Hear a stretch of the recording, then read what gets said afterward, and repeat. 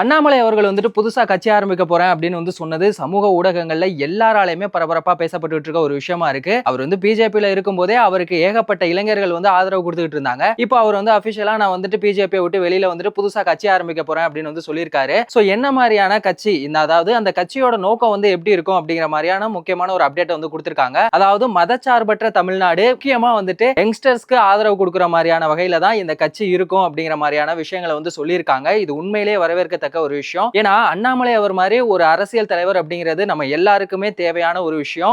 எந்த ஒரு விஷயம் நடந்தாலும் அதை எடுத்து முதல்ல பேசக்கூடிய ஒருத்தரா அவர் மட்டும் தான் இருக்காரு. அது மட்டும் இல்லாம துண்டு சீட்டு இல்லாட்டி சில பேரால எல்லாம் பேசவே முடியாது. ஆனா மனுஷன் 1 hour பேச சொன்னாலும் பேசுவாரு. தமிழ்ல பேசிட்டு அப்படியே நீங்க இங்கிலீஷ்ல பேச சொன்னாலுமே பேசுவாரு. பேசுறது வந்து யாரு வேணா பேசலாம். ஆனா அது பாமர மக்களுக்கும் போய் சேர்ற அளவுக்கு புரியுற மாதிரி பேசணும் அப்படிங்கிற ஒரு விஷயம் இருக்குல்ல, அதுல வந்து அவர் அடிச்சுக்கவே முடியாது. அந்த அளவுக்கு தெளிவான ஒரு அரசியல் புரிதல் கொண்டவர் தான் வந்து அண்ணாமலை அவர்கள். அவர் புதுசா கட்சி ஆரம்பிக்க போறேன் அப்படின்னு சொன்னோன்னே ஏகப்பட்ட பேர் வந்து ஆதரவு கொடுத்துக்கிட்டு இருக்காங்க. அவரோட கட்சியோட பேர் என்னவா இருக்கும் அப்படிங்கிற எதிர்பார்ப்பு தான் வந்து எல்லார்கிட்டயுமே இருக்கு.